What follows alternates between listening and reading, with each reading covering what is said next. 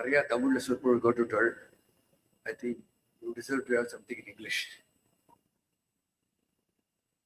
Govinda Deshikam Upasya Siraya Bhaktyam Tasmin Sthite Nijamahimni Videha Mukyam Advaitya Bhashyam Upakalpa Diso Vijityam Kanchi Pure Sitam Avapasa Shankaraya Pratismiti Purananam Alayam Karunalayam Namami Bhagavata Shankaram Lokashankaram Apara Karuna Sindham Jnanatam Shantarupinam Sri Chandrasekhara Gurum Pranamami Mudantam Sadashiva Samarambam Shankaracharya Mudyamam Asmadacharya Paryantam Bhatti Param Mala Sudha Kumbha Vibodha Mudra Vidya Virajata Karavari Jatam Apara Karunya Sudamburashim Sri Sharadamba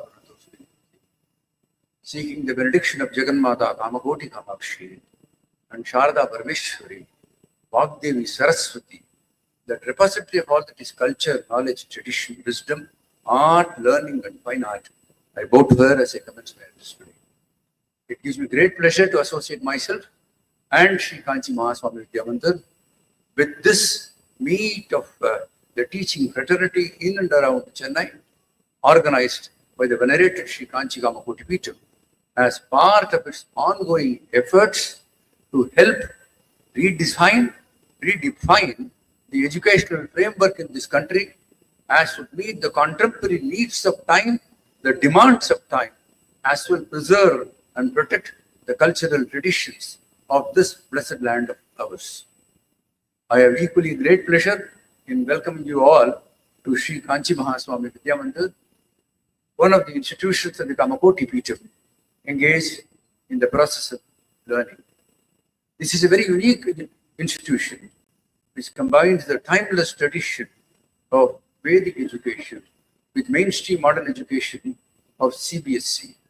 In this institution, these two streams of study, which conventionally have been thought of as being in conflict with each other, coexist, and there is adequate evidence that they have fused seamlessly in Sri Kanchi Mahaswami Vidya Mandir.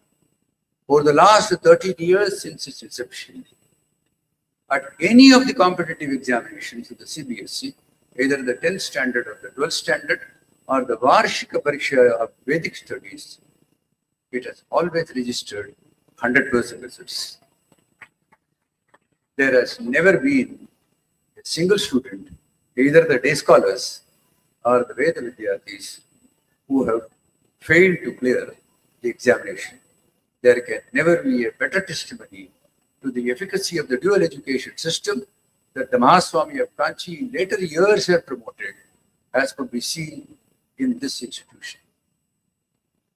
The 240 years of the British rule had reduced this country to a vassal state of the crown. They not only plundered and looted the natural and the mineral wealth of this country, they also destroyed the culture of this land with a view to ensure that the greatness and the goodness of this culture, the flora and the flavor of this culture, do not go beyond the borders of this country to the 7 continents, lest the evangelical expansion that the British had attempted to do, which they successfully did through the process of colonization of the world, would have failed. To those of us who have a reasonable knowledge of Indian history, it is Lord Macaulay who introduced the English system of education in this country. Addressing the House of Lords on the 2nd of February 1835, 190 years ago, the Lord said, "I have travelled through the length and breadth of India. I haven't seen a single thief, a single beggar, a nation of high values, people of very high caliber. I do not think we can ever conquer this nation unless we break the backbone of this country, its spiritual and cultural background.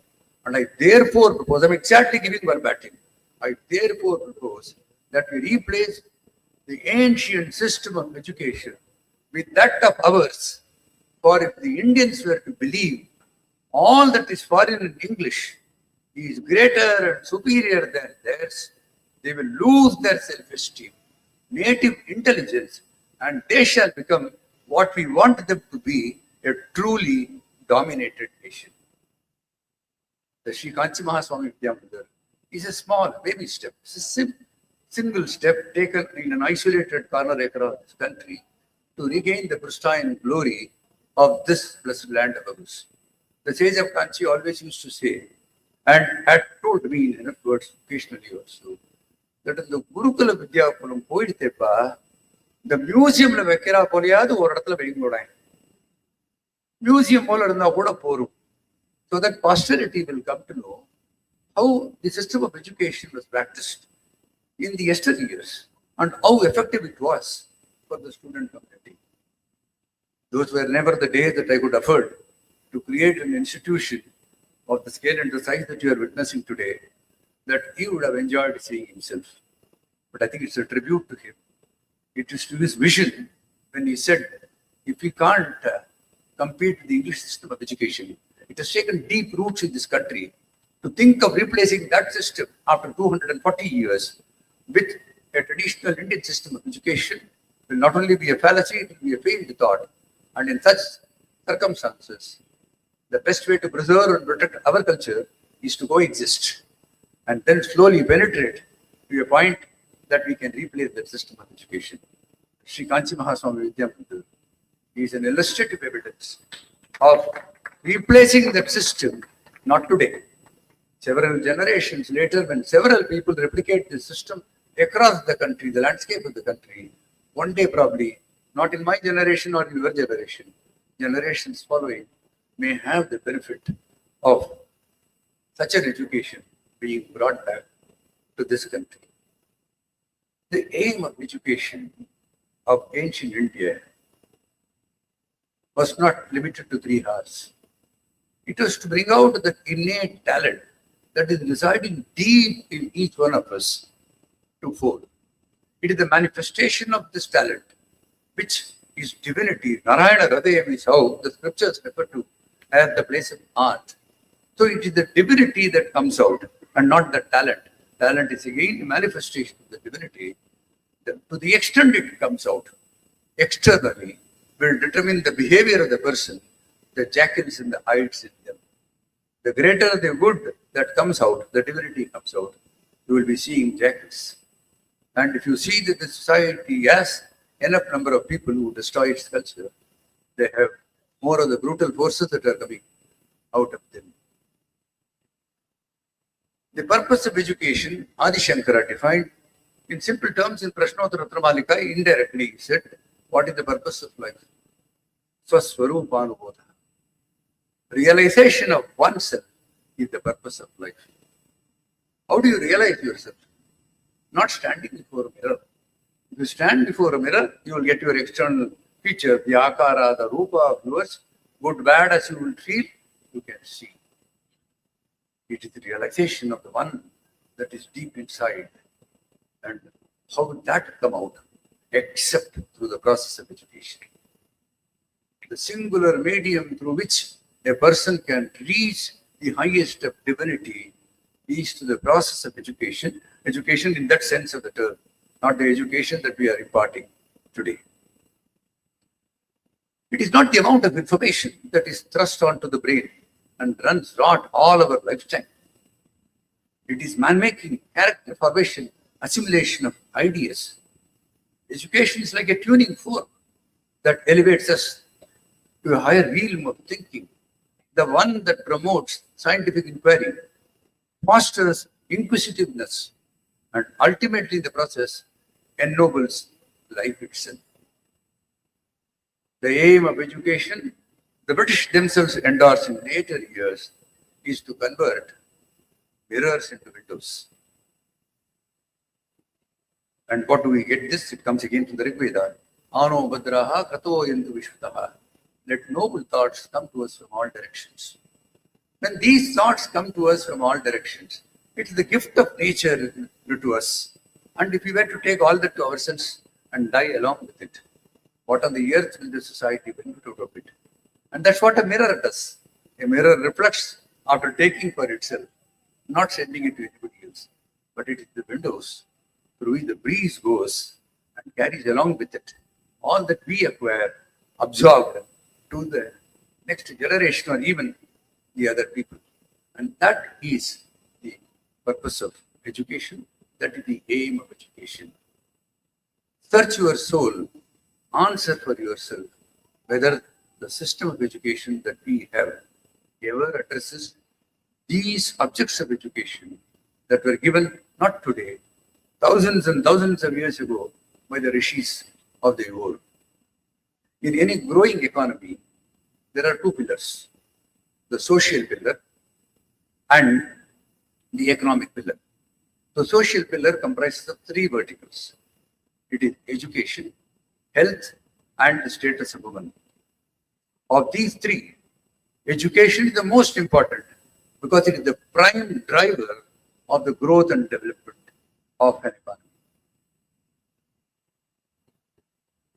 The question here is, have we invested adequately in education to bring forth that man-making character formation in us?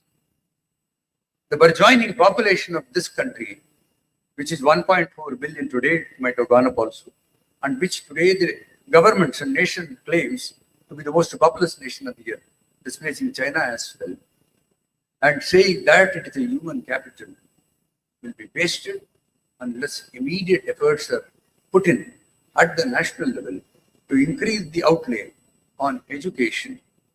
Then the demographic dividend that we are claiming out of the human capital that we have will not become a demographic disaster. The type of graduates that we throw out of the system are not easily employable, except a few who become useful to the industry. We need to instill into our education system a fair degree of dignity of labor. Not all of us can be managers, engineers, doctors, researchers, or scholars. We also need carpenters, plumbers, technicians. The system of education should be holistic enough to develop all streams of life, all endeavors of life with equal primacy, no less or no more for any one of them. The first national policy, an integrated uniform policy in relation to education, was first brought out in the year 2000. It was then brought out by Sri P. V. Narasimha Rao, Bharat Ratna Sri P. V. Narasimha Rao, then the education minister of the country, and who later became the Prime Minister of India. The Sarva Shiksha Abhiyan is an outcome of that policy. But the unfortunate side is, it had a very tardy implementation. It still today moves in fits and starts, with the result, education for all has become an utopian dream. That is the reason why this country has to progress, get its rightful place amongst the community of nations. We need investments at all levels for human beings. More than 4,000 years ago, when the first tablets were etched, when the first alphabets were etched in tablets of clay, we still today have in India many Indians who cannot read and write. And that is the singular reason why education is foremost, most prime for any human endeavor, not just in this country, across the landscape of this universe. Vast changes are taking place. I would not go into the ancient system of education, suffice as to what I have said till now. Let me come to the ground today, with which you all are conversed with. Vast changes are taking place in the skyline of education. The internet is today ruling the world. Boundaries have been demolished. Languages are no longer a constraint. Virtual classrooms are not a reality. They are there everywhere. The best of education from the best of teachers across the globe is available to you at a fraction of the cost. And when this technology has grown, what are the downsides which have come along with it? Distance education seems to be gaining currency thanks to technology. Anywhere, everywhere, anytime, I can learn whatever I want. So that displaces the role of a teacher in the process of education. Let me tell you, the tag of nobility that is attached to a teacher has long gone. Teaching is yet another profession.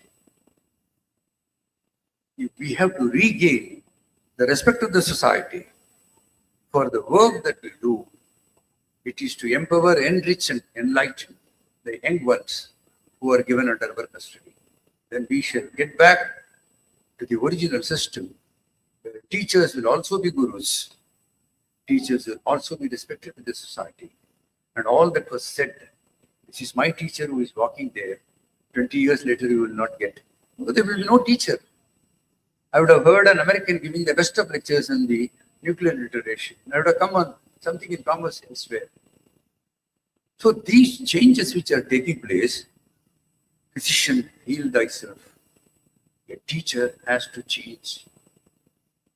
If you do not change, the avalanche of changes will drown you and you will no longer be a teacher. So you should be abreast with technology. You should embrace technology. You should be useful to the teaching student community far more than the teaching aids that are at your command. You should guide them beyond the process of getting their degrees, diplomas, or whatever it is. So what are the changes that we are seeing? I'm telling you the changes that will come to you are already come, but in 2-3 years you will see them. Textbooks, in the words of the Mahaswami when he spoke about Gurukulam, will also go to the museum. There won't be any textbooks. There won't be any reference books. All these things already have started getting loaded into the net and then into the tablets, into the iPod, into the desktop, inside the classrooms, from where the delivery takes place. This is a reality. Now tell me, if notes were to be integral to the process of teaching that you all do, when the internet is full of notes, what will these notes do? You want the children to certify whether what you are saying is correctly reflected in the Google. So those notes will become relevant. You go to a scheme of interpreting what is already known and enhance the interpretive skills of the students to understand the subject of their choice. There is yet another reason that textbooks and all types of books will go out of circulation. It is because of the environmental consciousness, the eco-sustainability that the nation is today looking at. Papyrus is derived from bamboo. Bamboo is a very scarce material. And the way we are destroying bamboo because of excessive use of paper, the only solution is to curb the use of paper. And what is the alternative? It is paperless education. And that is this education. Be prepared for a situation 2 years later when the governments of the day were to give notices to you that no textbooks are there. Or you can load your notes also into the net and start creating things. So prepared for the change. The second most important change that will come is, what is it that the student will study? The plethora of information, the bombarding of information that comes from all media, the digital media, the physical media, the print media, has left that young boy high and dry as to what is it that he will elect for himself and pursue as a process of specialization. He can't go by what the other students say that I am interested in aviation. There is need to assess and understand his aptitude for this. And there the system of education will undergo a change. You all have been taught from the time, even I have taught like that. Don't make jackals of all trades. Make him after he gets into one particular field. Today it has undergone a change. Make every student a jackal of all trades for some time so that he gets to know a little of everything. And once he gets to know a little of everything, it is equanimity of the child and his upbringing and the environment that will allow him to decide what would be extremely good for him. So the process of a teacher's role is to guide the student by giving him knowledge beyond the self to everything that is available as a resource, and then let him elect and then pursue that choice of his. Singularly, if there is one factor that is going to influence the teaching community, it is mar or survive. If I use a more crude word, perish and go, or survive and serve. And that change that we are looking at is a change first of the mind. Life is like a lock. The mind is the key. If the mind does not accept a change, this body will never accept it. The faculties will never accept it. The lock will remain locked. So what is more critical is to understand the impact of change. If ever you were to be drowned at the downside of change at the beginning itself, the fear of change, then it is akin to losing a battle even before the war has begun. This is where you have to draw lessons from the wisdom of the past. The ancient seers who have told you as to how to gauge the change first. Do you know whether a change is taking place in the universe? Gauge it, perceive it. And then when you know that the avalanche will come onto you, embrace it, adopt it, and then transfer it. If you do not do these elements relating to change, then you will be changed into a different role for yourself in society, whichever would not require a change. Education for the sake of education is a very expensive affair. Learning is not just gathering facts. It is not even securing marks in an examination. Learning, like any other process of life, is one more activity of life, like breathing, eating, living. Learning too is one like that. Samuel Johnson once said that knowledge are of two types. One that I already know. The second is I know where to know what I want to know. So both are within my known domain. Only thing, I should know how to reach out to that domain where this knowledge is to be known.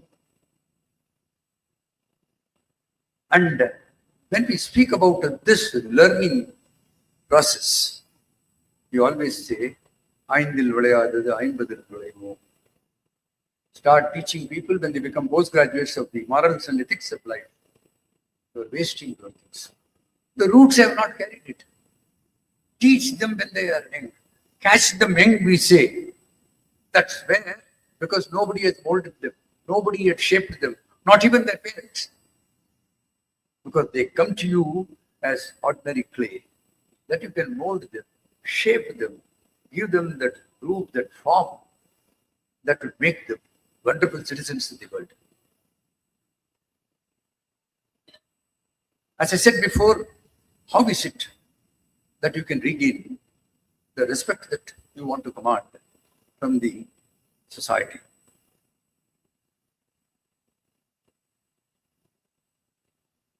Take a simple example. In fact, I saw him saying somewhere, பரீட்சை எழுதினதுக்கு அப்புறம் படிக்க கூட மாட்டேங்கிற அப்படியே கொடுத்துட்டு. I want to tell you that's where a process of change is going to come. I don't know how many of you ever know that after this SMS, எனக்கு எல்லாம் தெரிய கூட தெரியாது, emails, WhatsApp, Instagram, நல்லா இருக்கும், அவனுக்கு தெரியும் நிறையா, ஏன்னா அதெல்லாம் பிசினஸ் பண்ணிருக்கான். இது எல்லாம் இங்கிலீஷை மர்டர் பண்ணிட்டு, it has given them abbreviations for understanding because the field size is limited. Have you ever realized that your students, when they go to write an examination, except an objective examination, an objective examination is okay.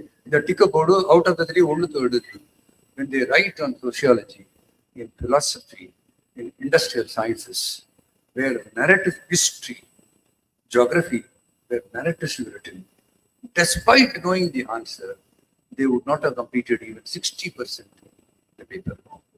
Now, when they fail, who is responsible? We have not told them that this is one thing that has come out of today's technology. So, calligraphy vanda, at least so tell them that when they come for a subject, ettana objective potenalo, one page essay and give a prompt time. Then students will ensure that they will be able to clear the examinations. And if these examinations are therefore going to be certificate of his excellence, God forbid the examinations, God forbid the systems. But the responsibility that the teachers who have not taught them the art of rediscovering writing and reading. This century, the 21st century, belongs to India. It's a century of minds. India is destined to lead the world. It is destined to become a Vishwaguru. Not only for the spiritual aspect of life, but also for the economic power of life. In just about 2 or 3 years from now, you will see that India is the third largest economy in terms of GDP matrix. That size is e-commerce size. But if you want this nation to lead, now is the time. We need a transformational change in every Indian. I have never refused from saying that Indians have never understood India, and yet they call themselves as India, and they don't know anything about Indianness. Because who knows the history of this land? Go to an European. There is no history with them, but see how he gives every small aspect of what little is their history. There is so much here, Bandar here, reservoir here, children don't even know.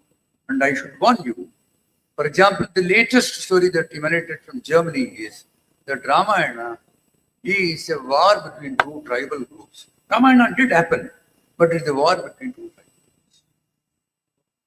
So you will come to this level that the essence of this culture, the glory and the greatness of this culture, merely because it cannot be put on par to what they have, they will demolish it through these mysteries because we don't know how to compare it. So that's one of the responsibilities of teachers. And it is the teachers who bring about the change because you are the nurseries for the children that they come out. So from an era of idle practice to work and thought, from diffidence to confidence, from despair to hope, that transition has to take place. And I'm able to see that the next decade, you will see this change in India. You will see this in every Indian, provided you all work and bring that change in the classroom. Make them proud of their nation first. Give them Rashtriyata first.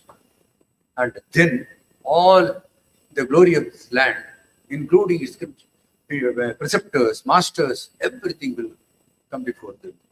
So that, if you are able to do, then the next decade itself will see the transformation taking place. And I think during our lifetime, we will be able to see the India of our dreams. An India that we have dreamt of. Our forefathers have also dreamt. The generations before, they were the greatest Indians because India and China were the two cultures which ruled the world. Even in terms of economic power, 51% of the total GDP belonged to these two countries. So those eras were good. When the British came and destroyed this country, along with that, everything went. If we have to regain the glory of the past, then it's time to gird up your loins. Shirk the inertia that envelops us momentarily and move forward fearlessly in the direction of the realization of these goals. And as David Henry Thoreau says, at an unearthly hour, when you have such attitude to life, success will come to you. And that success will be not yours, but that of the nation. May the Jagannatha Kamakoti Kamakshi shed her grace on all of you. May she enable you all not only to realize the purpose of your Janma, the Janma of all of us who come under your care before we become citizens of the country. Thank you.